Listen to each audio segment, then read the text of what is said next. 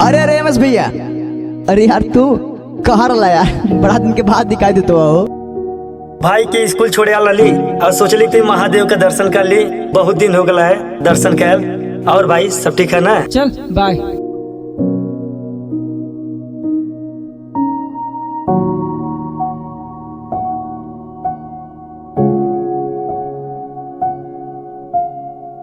अरे सारे देख के चल रहे का रे का मार सारे के मार मार।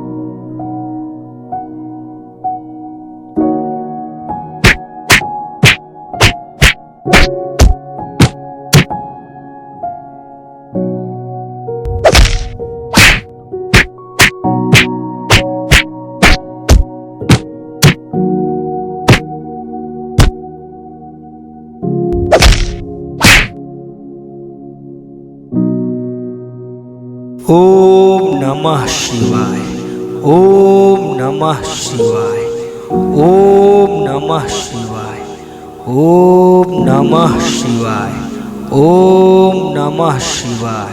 जय श्री शंभू महादेव। ओम नमः शिवाय, ओम नमः शिवाय, ओम नमः शिवाय, ओम नमः शिवाय, ओम नमः शिवाय। जय श्री शंभू महादेव। एमएस भैया मार हो गई लो।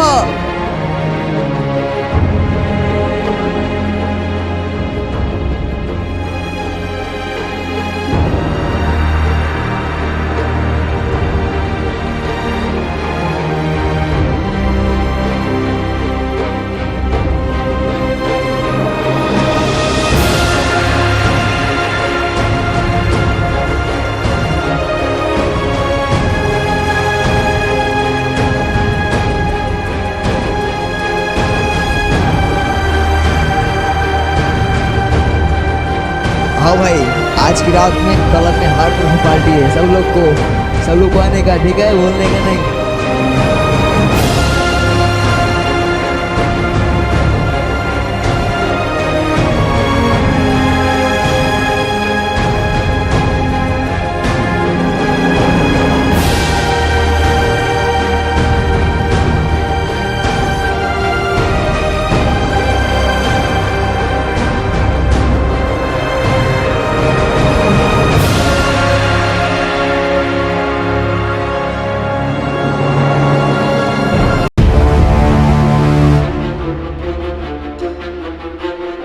भोजपुरिया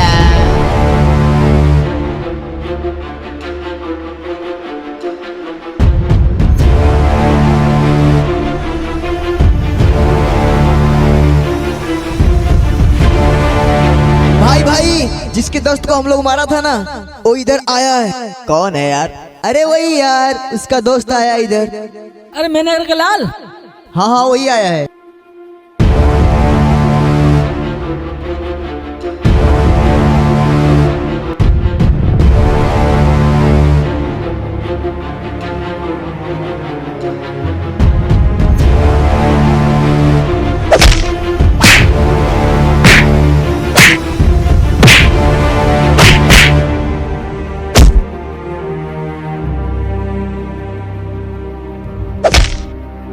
अरे कौना के हिम्मत हो गला रे जो हमरा भाई के ऊपर हाथ उठौलस।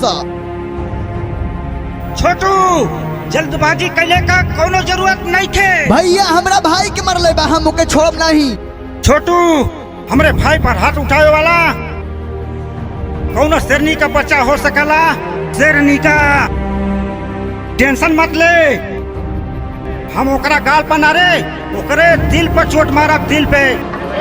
गाँव वाले ताकत में होती है, टेंशन मत ले।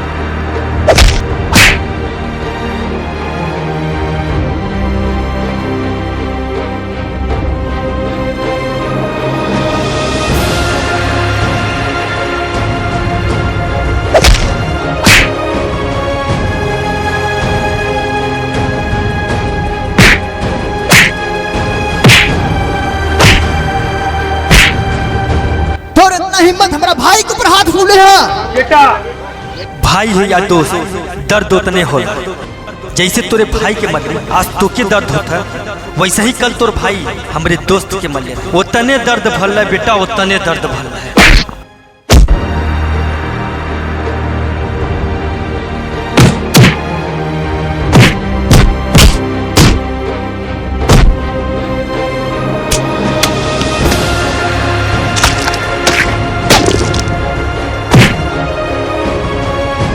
भोजपुरिया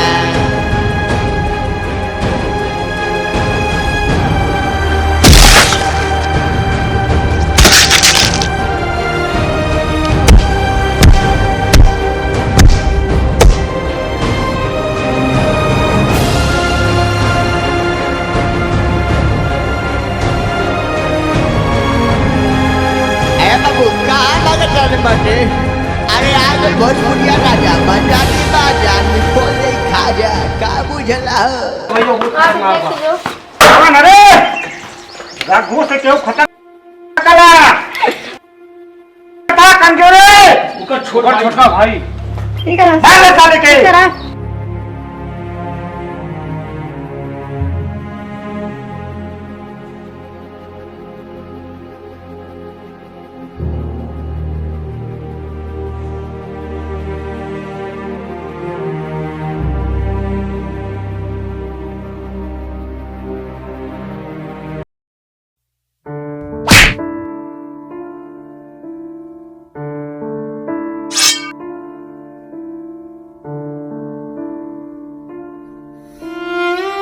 के मलस रे तोरा के यमुना यमुना जे भी तोरा के मरले हुई ये सूर्य ढलने से पहले होकर पूरी साम्राज्य खत्म कर दे।